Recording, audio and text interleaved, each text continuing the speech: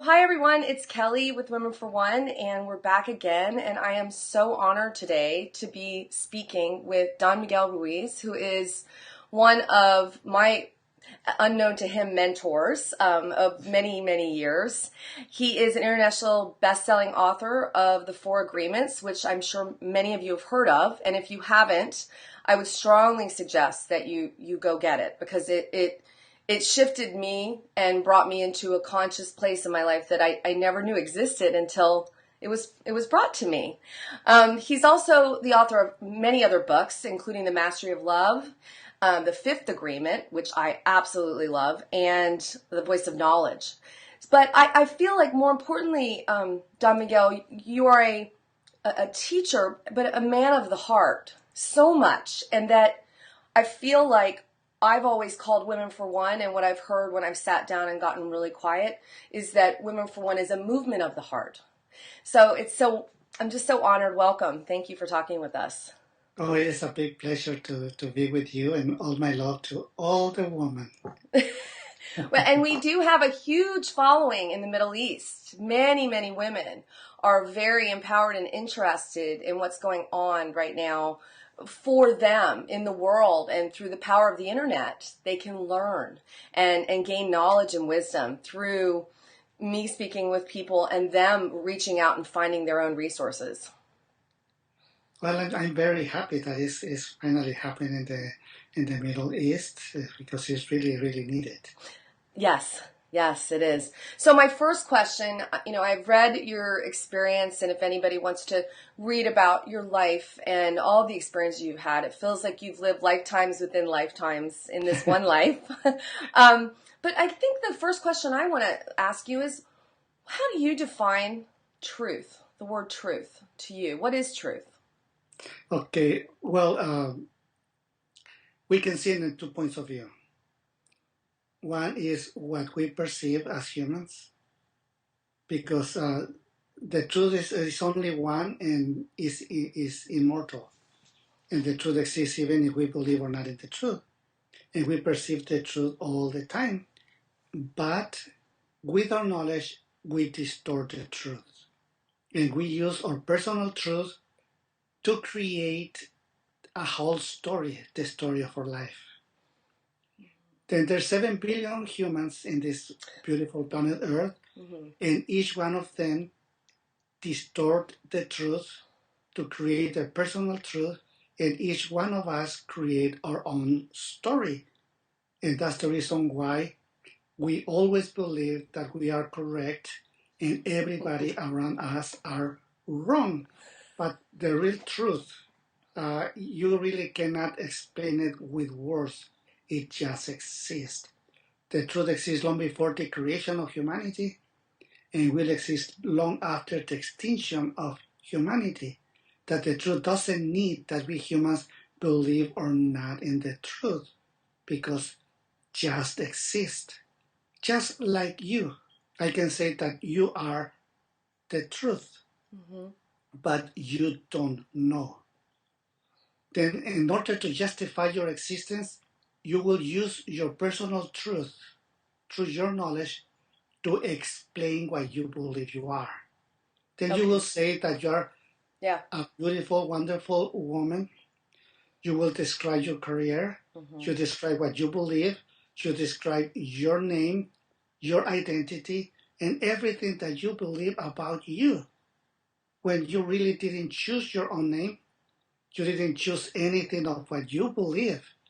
Because what you believe, you learn it in the language that you speak. Okay.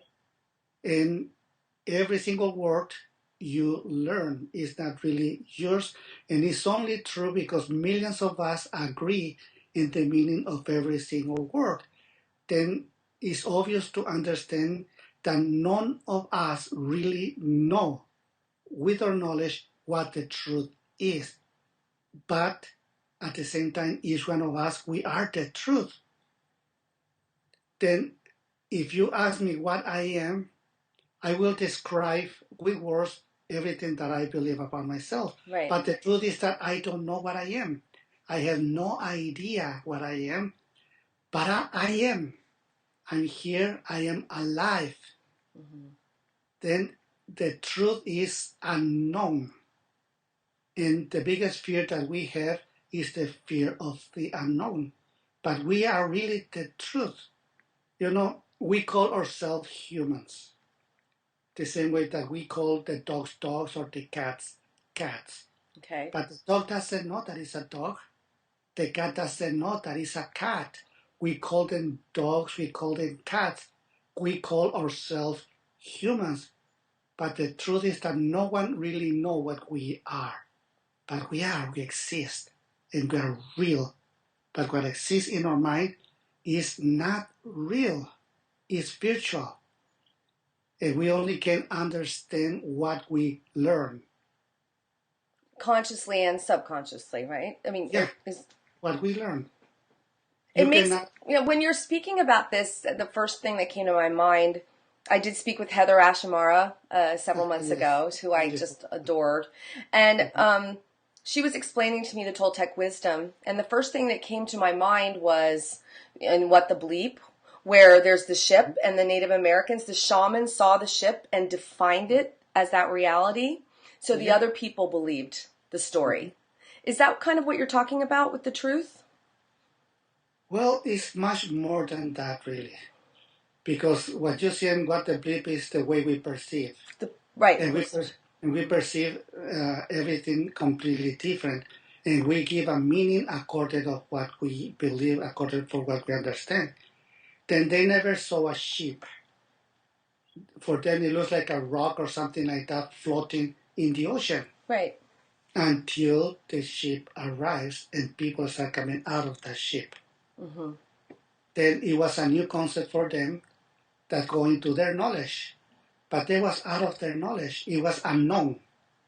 Then in the mind is what we know is the unknown that we can learn, and it's the unknowable, something that it doesn't matter whatever we do, the mind never will know. And the truth is really unknowable. We don't know the truth, but it's real, it's true, because just your body proves the existence of the truth, because your body is real, is true. But the image that is in your mind about your body is not true. It's like, it's true that you have parents. Okay. But the ones who live in your mind is a copy of the real ones. They are not your parents. It's what you believe your parents are. Because what you really see is just a reflection of light that comes after they touch your parents. That create an image that go into your eye, that go into your brain, and you populate your whole mind with all those characters. Not just humans, but animals, nature, whatever you perceive becomes a character in your story. That means that everything that is in your mind is virtual, is not real. It's just like when you watch the television Mm-hmm. and you see any game that is happening in any place of the world, and they say is live. Well, what you see is a copy of what is really happening in some place. But what is in the television and the screen of your computer is virtual, is not real. In your computer, you see an image of Miguel. Right. But that is just an image and is virtual. And this is because a little camera in my computer is perceiving the reflection of light in my face. And Right. it's going through the electricity to your computer, and then it comes into your screen. Mm-hmm. It's funny when you're speaking, I'm coming into that experience. Like I'm feeling my heart, like I'm tearing up. So obviously you experience the truth. Your mind can't understand it, is what you're I saying. live in the truth. You live in the truth. And you too. But you may understand or not, but you live in the truth. But everything that you understand, what you perceive, is virtual, but is a copy of the truth. Wow. I'm having an experience now while you're sharing to me. That's so. How does this translate? With the four agreements, when that came to you and you wrote about it, are those tools to enable us to live in our truth more? Well, these four agreements is guiding you to what you really are. It's like a guide that is reflecting you. because it's nothing but common sense. Right. All my books is really psychology books, Okay. but I don't explain what psychology is. I just give the tools that anyone can use in order to see themselves, in order to heal themselves. But we don't need to go to a therapist or whatever, because you can heal yourself when you have those tools. That is something extremely simple. I That was just going to everybody, say, I love your common sense. Yes. yeah. It's simple. But when you apply it, you find that it's not that as easy as it looks like. And the reason is because your whole life you learn so many lies and you practice all those lies, and those lies becomes a habit. And to break those habits is extremely difficult. Mm-hmm. So to Before I awaken was, from your dream, or I'm trying to understand that, to break the well, habits. the whole story of your life, since you was a child, you was educated, you was domesticated with a simple principle, punishment and reward. Mm-hmm. Hmm? Then we grow up with the fear, one, the fear to be punished, and second, the fear of not getting the reward. Because we do the best we can to get the reward. Right. And when we don't have the reward, it's a big disappointment. Mm-hmm. Mm-hmm. We fight even for attention. Look what I'm doing. Mama, look at what I'm doing. Daddy, look what I'm doing. Look at me, look at me, look at me. Mm-hmm. Mm-hmm. And if someone denies you the attention, is a punishment too. Then according all the way we was domesticated, we create the story of our life. The story of your life, you create all those characters that are based in reality, but you create the main one, which is an image of you, the main character of the story. And that character has your name, has experience, and belief that is real. And the whole story is about the main character. Right. Is what you do, the way you feel when you wake up. Any communication that you have is everything about you. The whole story is really about you. Mm-hmm. You, the main character of the story, not you, the real one, not you, the true. The truth. Yes. Then the whole problem is in the main character. The whole problem. Then, if in certain moment you have the awareness that you are not what you believe you are, that you are really not the main character of your story, it's just an image of the way you wish to be, the way you want to be perceived, and you understand why you start acting the way you're acting, because you need to be accepted by everybody around you, but mainly you need to be accepted by yourself. Yes. Because that was created the main problem in the story of our life, our own rejection. Mm-hmm. Because we reject ourselves for not being the way everybody wants us to be, for not being the way we believe we should be. And that creates so much drama. Mm-hmm. And with that self-rejection, the addictions begins. And the biggest addictions that humans have is the addiction of suffering. We grow up seeing everybody suffering around us. Right. We see our parents suffering, our siblings suffering, the friends suffering, at school everybody suffering, teachers suffering, everything around us, everyone around us, it was suffering. And we learned to suffer just like them.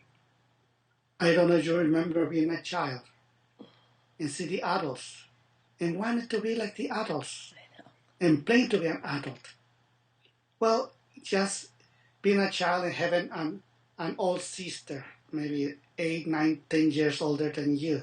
Mm-hmm. You want to be like her. Then your sister have a drama. You see her very sad, crying, hearing music or some tears, and in your eyes, even that you say she's suffering, you want to grow up and start feeling the same thing. You like to play the game they're playing. Mm-hmm. And you pretend the suffering, but the time comes when you grow up. And now you're the one who have all those traumas. Mm-hmm. But we really ask for it. And we practice. We learn, we have the best teachers all around us. And practice make the master. Then the main character of our story knows exactly how to suffer. He knows how to judge, how to manipulate, how to punish. Then we grow up being domesticated. But when we are old, we try to domesticate everyone around us.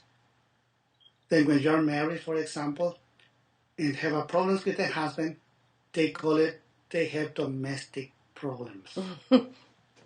Because they try to domesticate each other. Right. And whoever have a stronger will is the one who will impose the domestication over the other one. And all that creates just suffering. And we are not happy if we don't suffer. How does that translate to a worldview, especially with the women that are a big part of the community that are oppressed around the world? Can you talk on that? Because I've heard you touch on it in a few other interviews, but the mass consciousness dream state of suffering for these women that are born into this. Well, the way that humans is being domesticated and the habits that they acquire when they grow up is different for men and for women. Mm-hmm. Then men, they stop themselves to express certain kind of emotions. Mm-hmm. Mm-hmm. And women have the freedom to really express the emotions. Mm-hmm.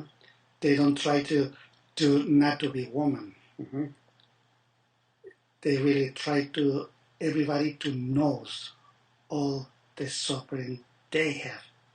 On the other hand, the men try that nobody notice, but it doesn't mean that they don't suffer. Right. It doesn't mean that they don't feel. They just stop themselves because it's not okay for a man to feel in that way.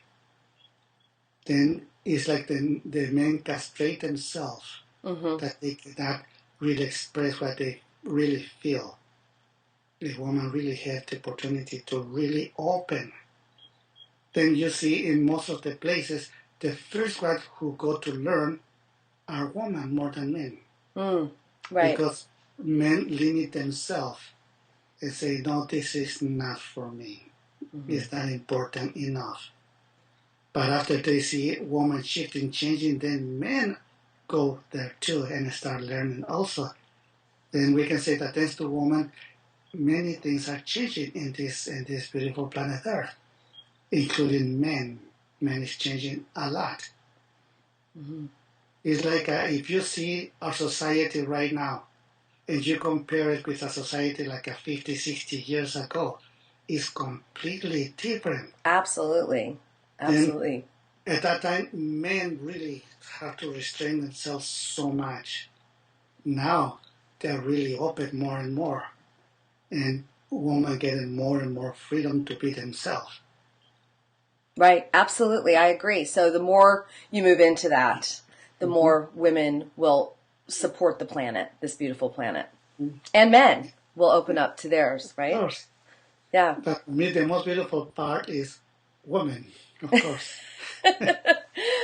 So I loved your book, The Fifth Agreement, because I studied in a school around nothing is as it seems. That's kind of what I took from that book. And I learned more about that and the mystery of really searching and being skeptical. Can you speak on that book and what made you create it and a little bit about it? Okay, first we need to understand that the Four Agreements is the introduction of a way of life of the artist, because the word Toltec means artist. Then an artist always look for beauty. Then when we look for beauty, everything shifts. Mhm. If we focus in all the ugly things and all the suffering, and then we are part of a very ugly world. Mm-hmm. But when we focus into beauty, we see the best of everything. Then Four Agreements is the introduction to that world, the world of the artist, because everything is art, and we are the artist. Mm. That's beautiful there. Then we find out that there's a big conflict in the mind, and that conflict is between the truth and lies, not between good and bad. It's between good, the truth, and lies. When we believe in lies, we are bad in different degrees, depending how deep is the lie. When we believe in truth, the result is that we are good, we enjoy life. Mm-hmm. Well, by applying these four agreements, we get all that awareness until we find out what I was telling you a little before, that every single human creates their own story by using what they believe is true. Right. Then when you already know that, you don't need to believe whatever anybody says, including yourself. Then to be skeptical, it doesn't mean a social position to say, oh, I'm so intelligent and that's why I don't believe you. Right. No, the other is exactly the opposite. You understand that whatever they say is the way they see the world. Mm-hmm. They're using what they believe is true. Then you will not challenge that truth really because you don't care. Whatever they believe is true for them, but not for you. Then when you are skeptical, you will not believe what they say, but the key is when you learn to listen what they say. When you listen what they say, you will find out that in all the story they share, many of those things are valuable. It's great and goes well with you. Then when you use the fifth agreement, be skeptical but learn to listen, is like the end of what the four agreements begins. It's the end of a whole training, because after that you no longer believe anybody, and mainly you don't believe your own lies. Once that you don't believe your own lies, you're not judging anymore, and you gain respect. But first you respect yourself. Once that you respect yourself, you can respect anybody else's story. Then you listen what they say, and you don't need to tell them, hey, you are wrong there. Right. No, you don't have to. They have the right to believe whatever they want to believe. Mm-hmm. It's okay.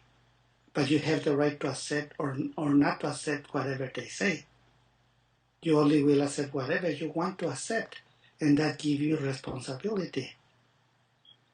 You become completely responsible for every single decision that you make. Once you have that awareness, you find out that the whole story of your life, you was putting your faith in something that really didn't belong to you. Mm-hmm. Where you focus your faith in yourself, everything will change just like magic. Mm. So it's really about yourself and not believing your own lies as well. Well, the whole thing, the whole story is about you. Mm-hmm. And it's the same for every single human. It's That's about them. And it's okay, because only you know, what you feel. You can, for example, describe an orgasm. mm-hmm.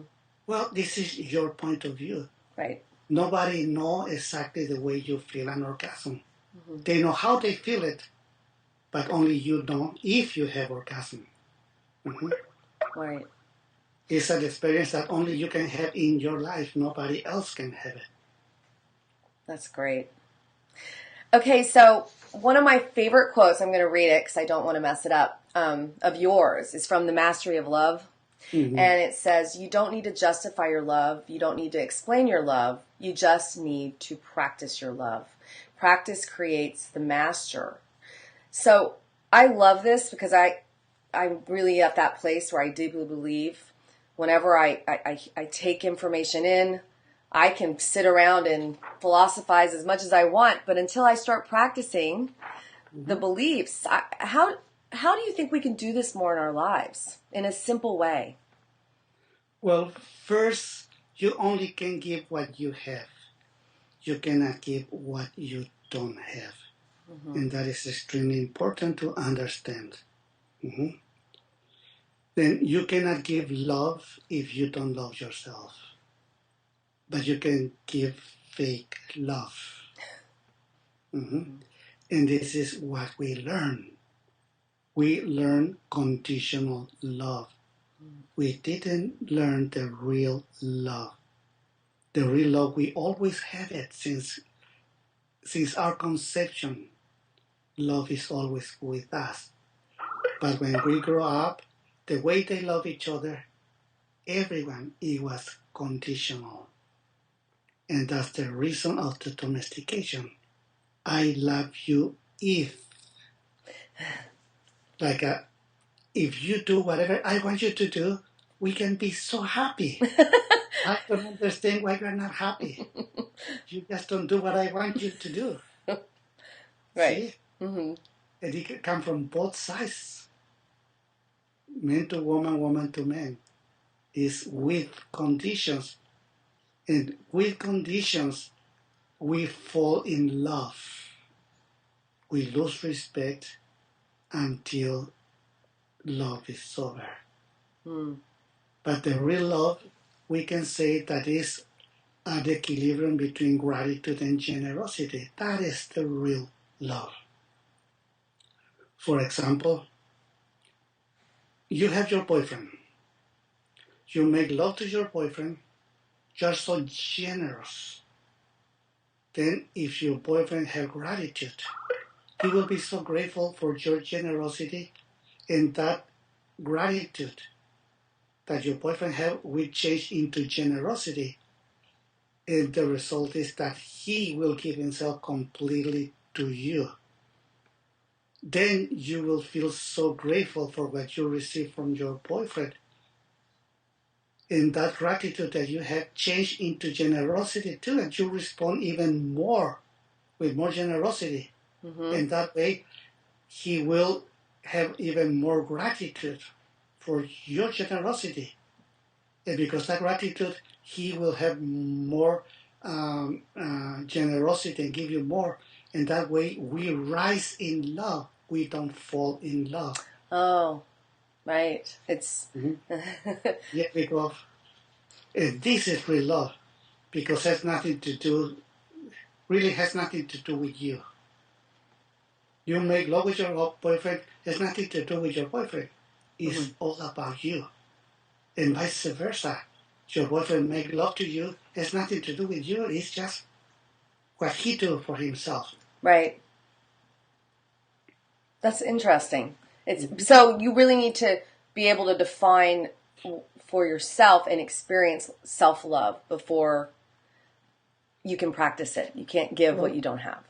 Yes, when you rise in love, what you find out that you are really the love of your life. Nobody else is the love of your life. You are the love of your life. And with whoever you are making love is a gift to yourself. You're not doing it for them. Right, right. Yes, you're doing for you. Right. That's a good aha to have, as Oprah would say. You are the love of your life. I love that. That's so awesome. So if you had 3 words of wisdom for women in our community, what would they be? Or just a phrase? Well, it's extremely simple. You was born with the right to be happy, with the right to enjoy your life. Don't allow anyone, anybody to stop your freedom to be what you really are. It's so beautiful when you speak. You speak so from the heart. I'm so honored to have spoken with you today. And And it's a I pleasure. just want to show everyone the books. There's one for my favorite, and it's lots of pages, lots of highlights, and I have the 5 levels of attachment, which you have a foreword on. Are there Mhm. any other projects or programs you're working on right now you can tell our community about? Well, yes, in January, we will start something that I call Agreements for Life. Okay. And it's a series of videos. In fact, it's 30 videos, 7 to 10 minutes every video, and it comes with some practice and a prayer. Mm. And it's to do it every certain time and repeat that video until we go to the next one. It will take a long time, but it really will help a lot. And that's on your website, which I'll have posted Yes, on the homepage with this video yes, interview. it is. It's starting next year. Next year. Wonderful. Well, I am so And I honored to have think spoken with January. you. Yes, beginning January, I think. January 2014, coming up Yeah, very soon. yes. So thank you so much. I am so honored to have spoken to you. I really appreciate you taking your time and your heart and everything you do for the world. And just give all my love to everyone who is listening to us. Oh, thank And you, give John them Miguel. a kiss, Thank everyone. you. Take care. Bye. Bye.